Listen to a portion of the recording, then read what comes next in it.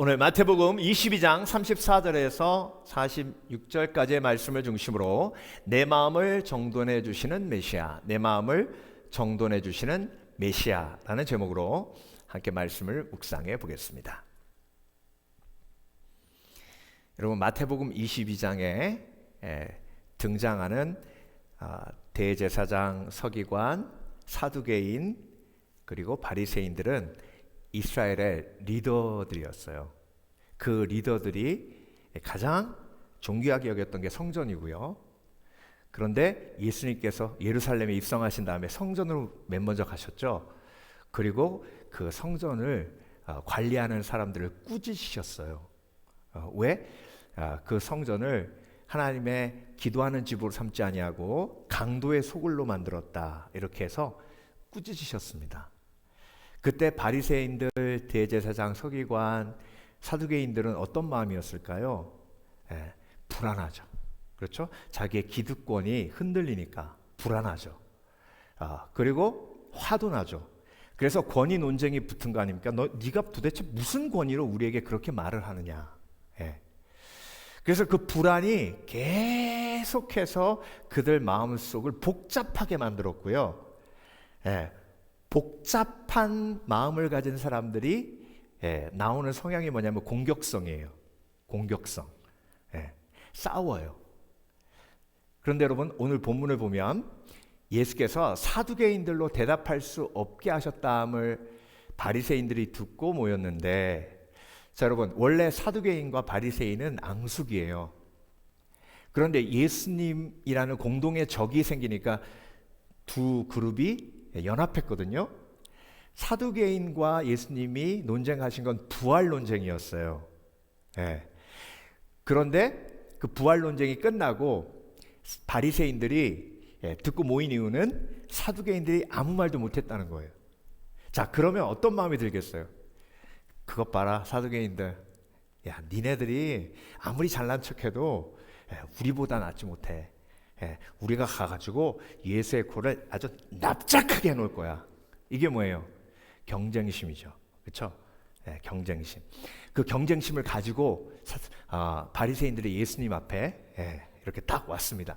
자, 여러분, 사두개인들도 생각이 복잡하고 그리고 바리새인들도 생각이 복잡하고 대제사장과 서기관들도 머리가 아주 복잡해요. 왜?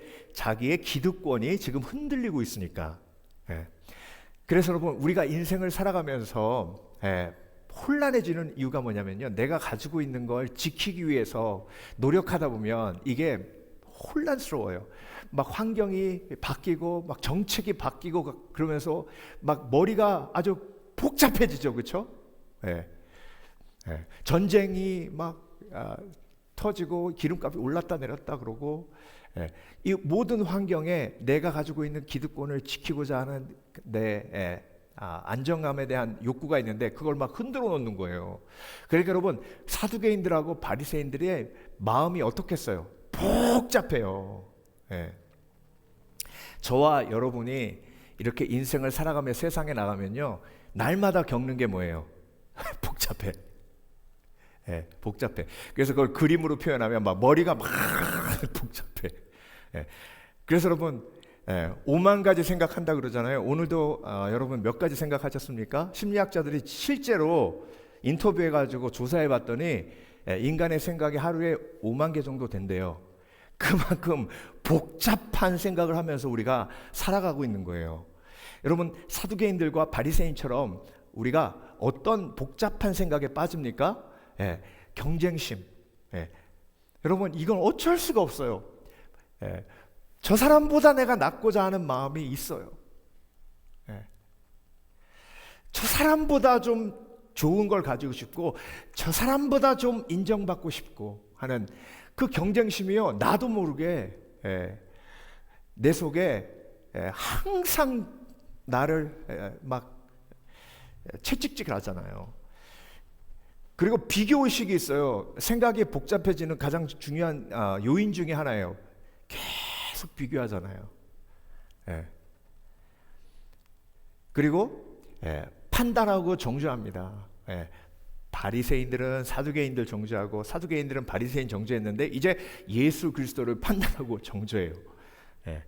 그러니까 복잡해요. 그리고 그 속에 고집이 있는데요. 사두개인들은 부활을 믿지 않았어요. 근데 바리새인들은 또 부활을 믿었거든요. 그걸 말씀을 근거로 한 게 아니라 막 고집을 부리는 거예요.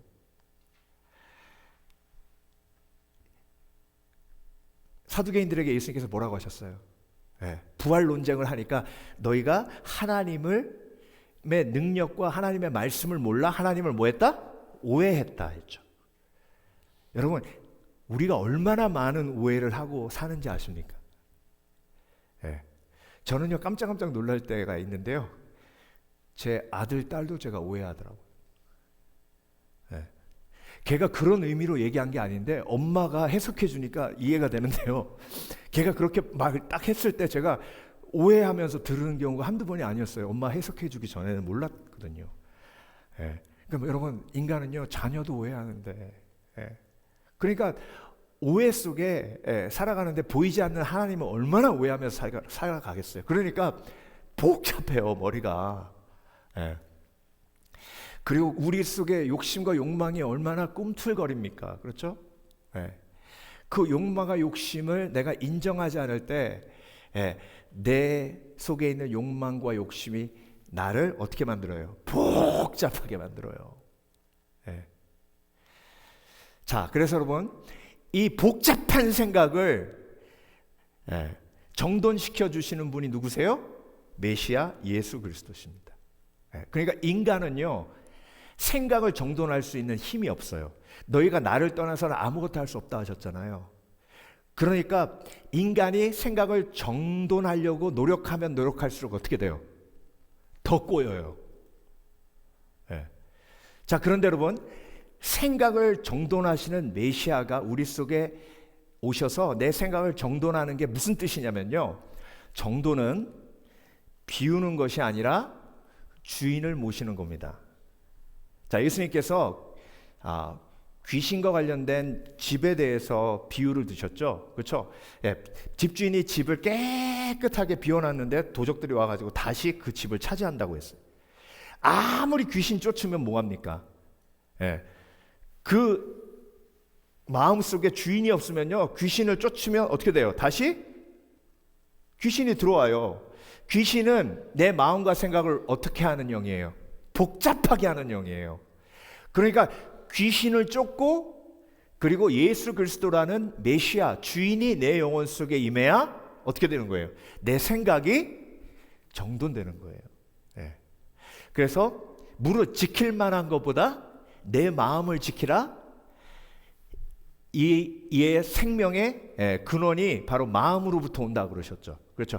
그러니까 내 생각을 지키는 게 내 생명을 지키는 거예요. 내 생명을 지키는 핵심은 뭐예요? 내 마음을 비우는 걸로 끝나면 안 됩니다. 비우고 어떻게 해야 돼요? 주인을 모시는 거예요. 그러니까 여러분, 요가가, 그리고 불교가 명상을 하잖아요. 명상이 효과는 있어요. 왜? 비우기 때문에. 앉아가지고 구름이 지나갑니다. 새가 날아갑니다. 그러면서 비우잖아요. 그걸로 잠깐 평안을 누려도 세상에 나가면 다시 생각이 복잡해져요.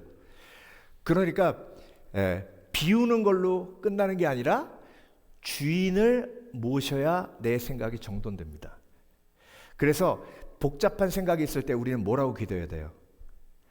주님, 내 삶의 주인이시고 내 생각의 주인이신 예수 그리스도께서 내 삶과 내 마음과 내 영혼과 내 생각을 다스려 주시옵소서. 여러분, 이 기도 하십니까? 이 기도 하세요? 그러면서 사단아 물러가라 대적 기도도 함께 붙이면 더 생각이 정돈됩니다. 자, 그래서 마태복음 22장 43절, 오늘 예수님께서 언급하신 시편 말씀인데요. 이르시되 그러면 다윗이 성령에 감동되어 어찌 그리스도를 주라 칭하여 말하되, 물론 제가 좀 설명을 드리겠지만 오늘 본문에 예수 그리스도께서 시편을 언급하실 때 주라 칭하여, 그리고 주께서 내 주께 이르시되, 주인에 대해서 말씀하시는 이유가 바로 거기 있습니다.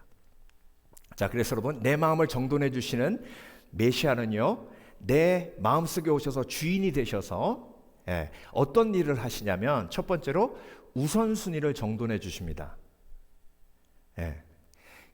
이 우선순위가 정돈되지 않았을 때 바리새인처럼 복잡해지는 거예요. 여러분, 바리새인이요, 여기 와서 예수님 앞에 어떤 계명이 먼저냐고 물어봤잖아요. 왜냐하면 이게 함정이 있어요. 바리새파에도 또 두 파가 있었어요. 그러니까 여러분, 이 파가 복잡하게 만들어요. 파는 뭐예요? 고집이에요. 절대 꺾지 않는 거예요. 바리새파 두 파 중에 어떤 파가 있었냐면, 하나님을 섬기는 율법이 훨씬 더 중요하다. 그래서 이스라엘의 율법이 613가지가 있거든요. 지켜야 할 율법이 613가지인데 하라라는 율법이 248개, 그리고 하지 말라라는 율법이 365개, 요거 합쳐서 613개예요. 그런데 이 율법 중에 어떤 바리새파는 예배드리는 율법, 하나님과의 관계에 관련된 율법이 제일 중요하다 생각하고 그것부터 먼저 지키게 하는 바리새파가 있었고요. 아니다, 삶이 더 중요하다, 삶에서 우리가 매일매일 율법을 지키는 게 하나님이 기뻐하시는 일이다, 그래서 이 율법이 더 중요하다, 그래서 삶의 율법을 강조하는 바리새파가 있었어요. 그러니까 이 논쟁을 가지고 예수님 앞에 나와서 이 논쟁의 중심에 예수님을 함정에 빠지려게 만들려고 한 거예요. 근데 예수님께서 뭐라고 하셨어요? 마음과 뜻과 정성을 다해 주 너의 하나님을 사랑하라 하셨으니. 근데 여러분, 이웃을 사랑하라가 두 번째 계명이 아니고요, 이와 같은 율법이 또 있나니. 자, 하나님을 사랑하라 하는 율법과 이웃을 사랑하라 하는 율법은 두 개가 아니라 뭐라고 말씀하신 거예요? 하나라고 얘기하신 거예요. 그러니까 여러분, 가장 중요한 핵심이 무엇인지 우선순위를 말씀해 주심으로 모든 율법에 대한 논쟁을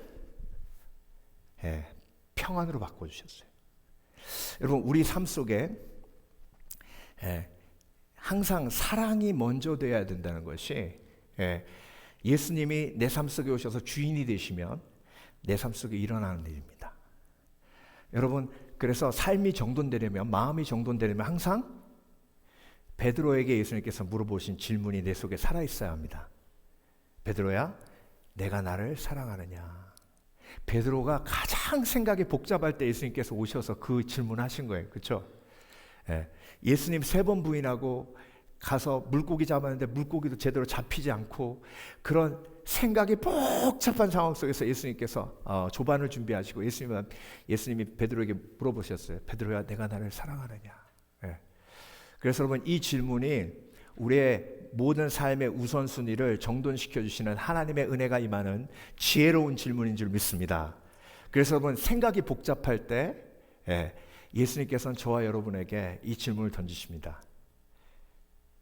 최근아, 박 목사야, 내가 나를 사랑하느냐? 자, 그래서 여러분, 여행을 우선순위에 대해서 한번 생각해 볼게요. 여행을 떠날 때 한 300~400마일 간다고 생각하세요. 그러면 이제 자동차로 갑니다. 그러면 어떤 준비가 필요하죠? 제일 먼저 자동차 점검하고 가스를 풀로 채워야 되죠. 그게 우선순위예요. 풀로 채우고 가야죠. 그렇죠? 근데 만약에 여러분 가스 안 채우고 출발하면요, 그때부터 생각이 복잡해집니다. 이게 몇 마일 갈까? 50마일 남았는데, 그러면 빨리 그 주유소 찾아봐. 주유소 찾고 어디서 내려야 될까? 여기서 내릴까? 여기서 내리면 주유소까지 얼마나 걸리는데, 복잡해져요. 그래서 여러분, 하나님을 사랑하고 이웃을 사랑하라고 하신 건 이게 하나님을 사랑하는 그 관계를 통해 하나님께서 저와 여러분에게 사랑의 필요를 공급해 주시는 거예요. 그래서 하나님과의 관계를 통해 내 속에 사랑할 수 있는 능력을 채우고 이웃을 사랑해야 내 몸과 같이 사랑하는 역사가 일어납니다. 여러분, 이건요, 내가 이웃을 내 몸과 같이 사랑하는 건 인간의 영역으로 가능한 거예요? 불가능한 거예요? 불가능한 거예요. 그런데 그 사랑하지 못해서 내 마음이 복잡하거든요. 여러분, 누구 한 사람 내가 미워하기 시작하면요, 그것처럼 복잡한 게 없어요. 경험해 보셨죠? 그 사람이 있으면 내가 가지 말아야 되거든요. 가기 싫어. 근데 가야 돼. 어떻게 안 가지? 어떻게 안 가지? 그러면 내가 이렇게 말할까? 저렇게 말할까? 이런 핑계를 댈까? 복잡해요. 여러분, 내가 사랑할 수 없어서 인생이 얼마나 복잡해지는지 아세요? 그 복잡한 인생을 하나님께서 어떻게 하신다고요? 간단하게 하시는 가장 중요한 핵심 중에 하나가 온전히 하나님 앞에 예배하며 그분의 사랑을 내 영혼 속에 채우는 거예요. 여러분, 내 속에 필요가 채워지고 사랑이 채워지면 그때부터 인생이 단순해집니다. 사울의 인생이 왜 그렇게 꼬였어요? 다윗은 만만이요 사울은 천천이다 라는 요 한마디, 여인들이 창화하는 요 한마디를 극복하지 못해가지고 사울의 인생이 어떻게 됐어요? 꼬일 대로 꼬였습니다.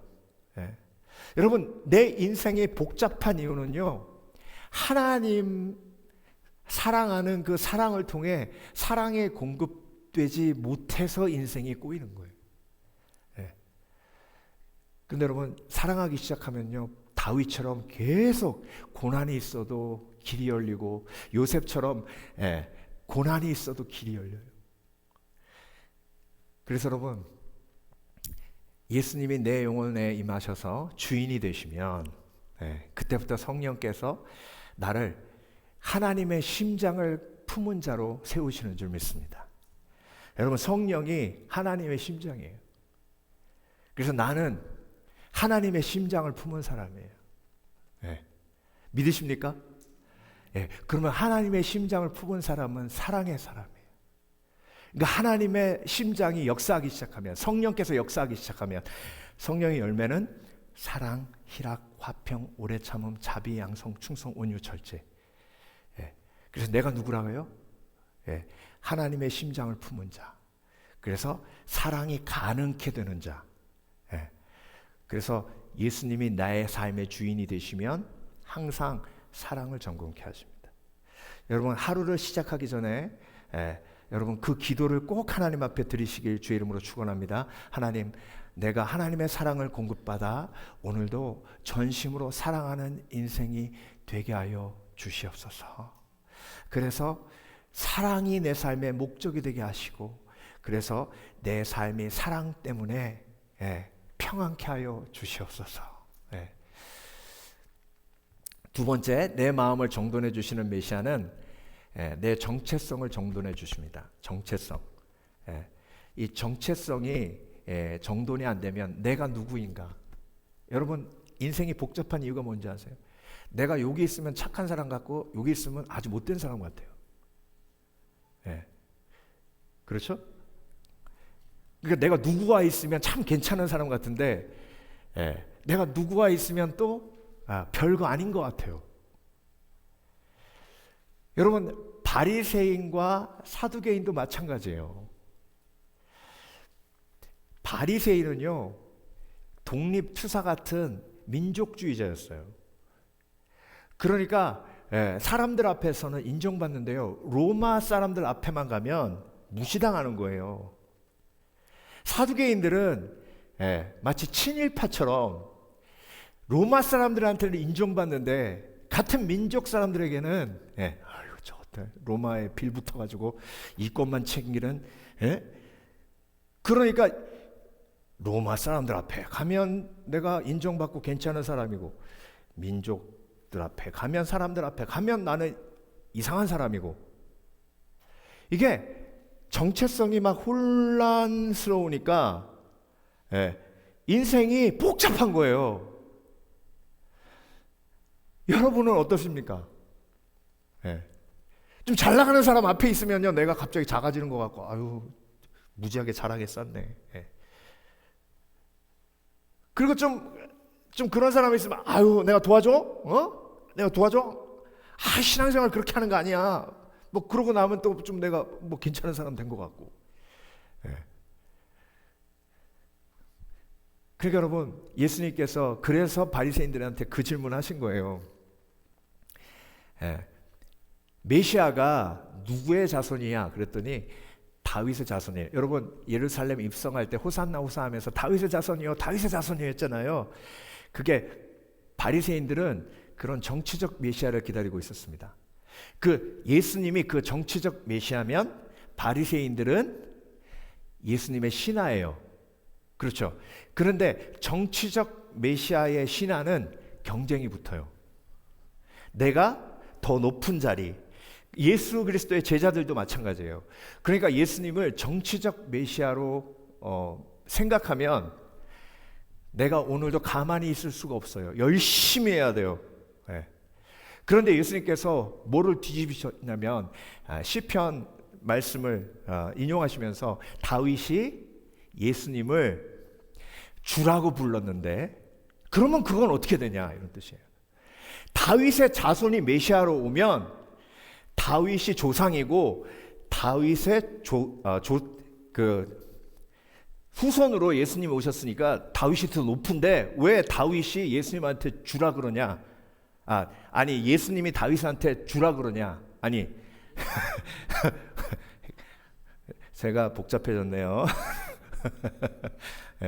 왜 다윗이 예수님한테 메시아한테 주라고 하느냐?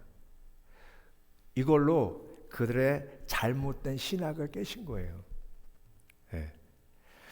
여러분, 그래서 예수님을 만나면요, 저와 여러분의 정체성이 온전히 세워지기 때문에 복잡한 게 단순해집니다. 저와 여러분은 예수 그리스도가 죽기까지 사랑하신 하나님의 자녀인 줄 믿습니다. 그래서 하나님의 자녀는요, 성취가 목적이 아니에요. 주께서 내 주께 이르시되 내가 내 원수를 내 발 아래 둘 때까지 내 우편에 앉아 있으라 하셨도다 하였느냐. 주께서, 하나님께서 내 주께 예수 그리스도께 이르시되 내가 내 원수를 내 발 아래 둘 때까지 내 우편에 앉아 있으라 하셨다 하였느냐. 그러니까 시편 말씀을 인용해서 예수 그리스도는 주라고 선포하는 겁니다. 정치적 메시아가 아니라 영적인 주인이시고 내 마음의 주인이시고 내 삶의 주인이시라는 거예요.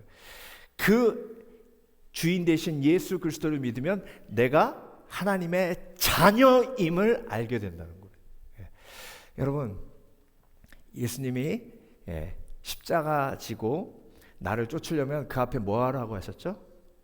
나를 부인하고 날마다 내 십자가 지고 나를 쫓으라 하셨죠. 그렇죠? 이게 정체성이요. 정체성이 하나님의 자녀라는 정체성이 있어야 나를 부인할 수 있어요. 이 정체성이 없으면 나를 부인하면 내가 아무것도 아닌 자가 되잖아요. 그렇죠? 그렇죠? 그게 얼마나 불가능한 일인지 모릅니다. 내가 정말로 아무것도 아닌 존재가 된다는 것 자체가 얼마나 인간에게 고통스러운 일인데, 하나님의 자녀라는 온전한 정체성, 예수 그리스도가 나의 영적인 주인이시고 그리고 나의 구세주시고 메시아시라는 걸 영적으로 받아들여야 내가 하나님의 자녀라는 확신이 있고, 갈라디아에서 말씀하신 것처럼 아버지라고 부를 수 있는 그 놀라운 영광이 내 속에 있음을 믿어야, 그래야 자기 부인이 가능합니다. 여러분, 오늘도 내 마음이 복잡한 이유, 내 속에 있는 열등감, 상실감, 그리고 비교의식으로 오는 그런 존재의 가벼움, 이런 것들이 온전한 메시아 예수 그리스도를 만나 내가 정말 누구인지를 깨닫는 지혜로운 인생 되시길 주의 이름으로 축원합니다. 축원합니다. 예, 여러분 야곱이요 다시 집으로 돌아올 때 정말 복잡했어요. 왜 그러냐면 자기 집으로 돌아오잖아요. 내 집으로 가는데 형이 날 죽이려고 해요. 그쵸? 예. 그러니까 나는 누군가예요. 나는 누군가. 나는 야곱인데 내가 고향으로 돌아가는데 형이 날 죽이려고 그래. 그럼 형이 내 형이 아니고 적이에요. 그런데 라반은 또 삼촌인데 삼촌 사기쳐가지고 삼촌의 양떼와 삼촌 딸을 다 데리고 나왔어. 예. 그러니까 나는 삼촌의 사위인데 또 삼촌은 나를 공격했던 또 적이고, 그럼 나는 사기꾼이야? 의로운 정당하게 그걸 이렇게 뺏어온 사람이야? 그러니까 야곱이요 거기서 서가지고 막 정체성의 혼란 때문에 어떻게 해야 될지 모르는 거예요. 여러분 그러실 때가 있어요? 근데 여러분 약복강에서요 하나님이 야곱에게 씨름하셔가지고 하나님이 이기셨죠, 그렇죠? 근데 하나님이 이기셨는데 환도뼈 위걸되고, 그런데 야곱이라는 이름을 이스라엘로 바꿔주셨어요. 이스라엘이 무슨 뜻인데요? 하나님을 견주어 이긴 자. 하나님을 견주어 이긴 자가 저와 여러분이에요. 하나님을 견주어 이겼다는 건 하나님이 져주셨다는 얘기죠. 저와 여러분이 하나님을 견주어 이긴 자 됐어요. 아버지하고 아들하고 싸우면 누가 이겨요? 더 사랑하는 사람이 이겨요. 그러니까 아들이 아버지를 이겼다는 건 아버지가 아들을 더 사랑했다는 얘기입니다. 사랑하는 사람이 더 져요.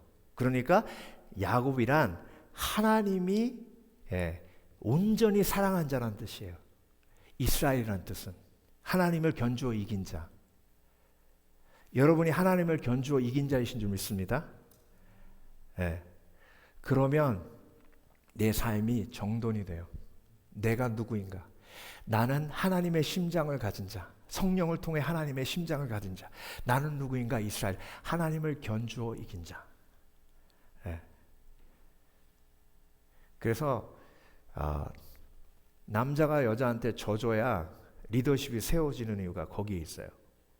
남자가 여자를 이기면 어떤 의미예요?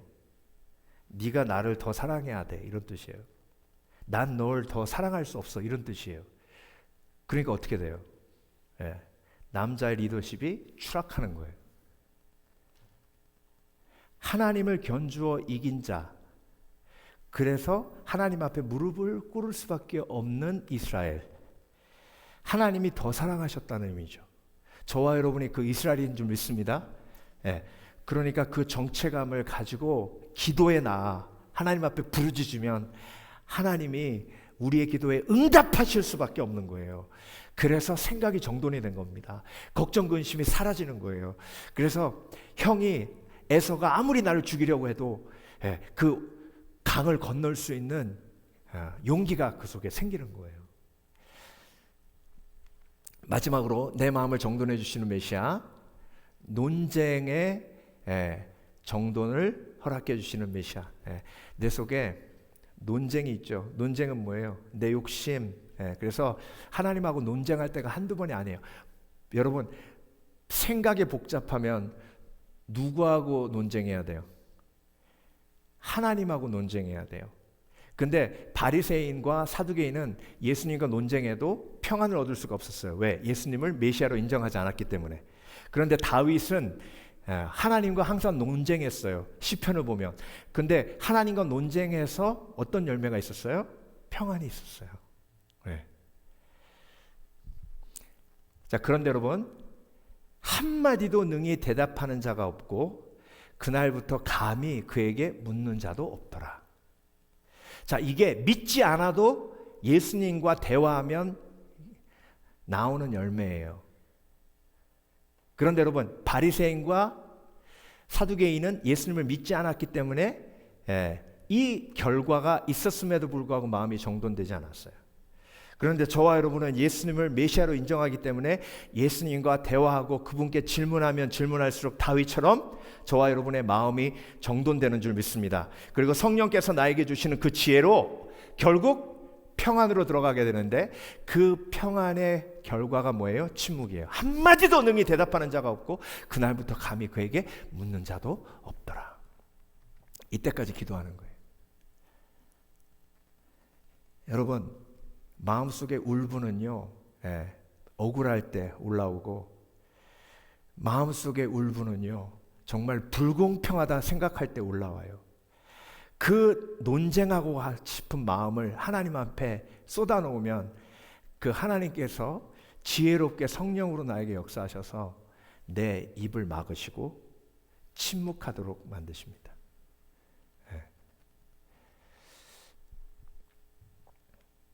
시편 46편 10절을 보면요, 이르시기를 너희는 가만히 있어 내가 하나님됨을 알지어다. 그래서 여러분, 내가 하나님 앞에 나와 내 속에 있는 모든 그런 울분을 쏟아놓으면 하나님이 그 엄청난 하나님의 임재로 내가 침묵하게 만드십니다. 그때부터 내 마음이 정돈돼요. 히브리어 원어 라파라는 말, 가만히 있어라는 말, 이 라파라는 말이 힘을 빼다, 손을 놓다, 포기하다라는 뜻입니다. 근데 여러분, 여호와 라파 있죠? 이게 스펠링 2개 차이밖에 안 나요. 라파, 힘을 빼다, 손을 놓다, 포기하다. 그러면 여호와 라파의 하나님을 경험해요.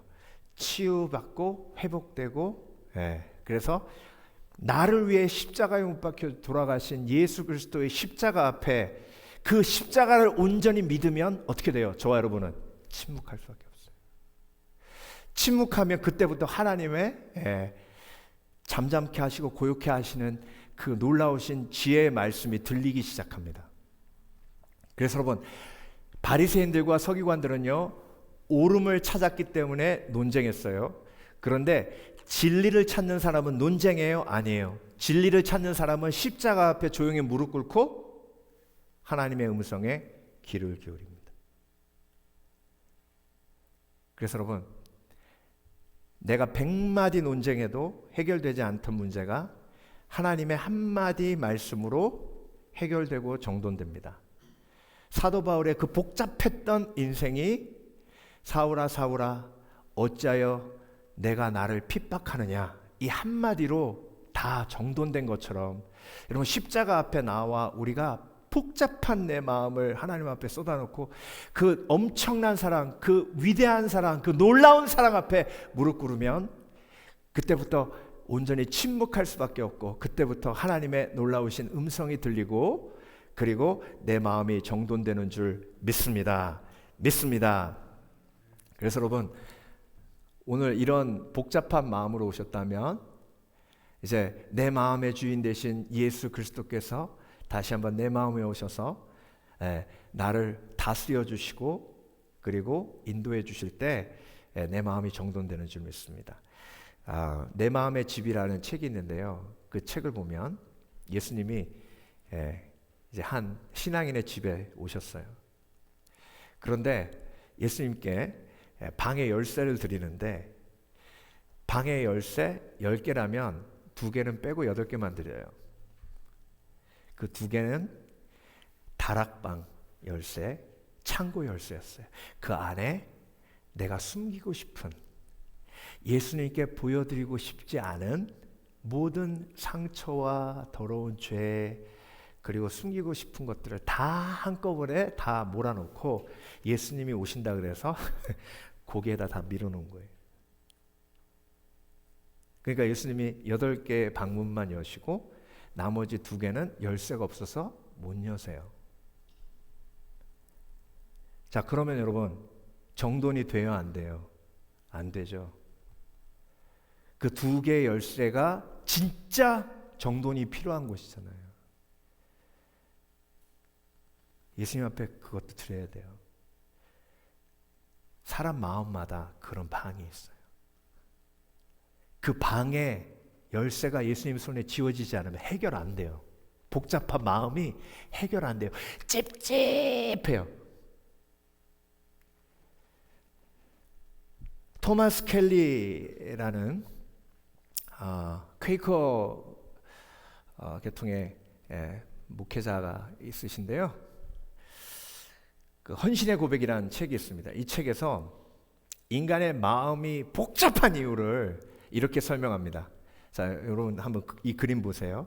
복잡한 현대인의 삶, 여러 말에 끌려다니는 마차와 같은 인생.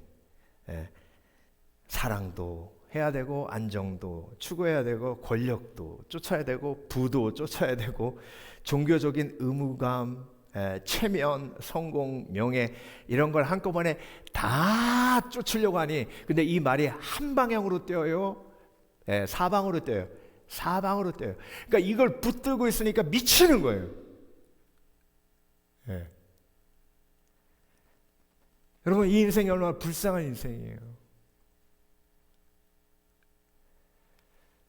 그런데 내 마음의 주인으로 예수 그리스도가 내 마음에 들어오시면 이분이 그 모든 말을 한 방향으로 움직이게 하세요. 그 한 방향이 어디예요? 천국. 그 한 방향이 어디예요? 하나님 나라.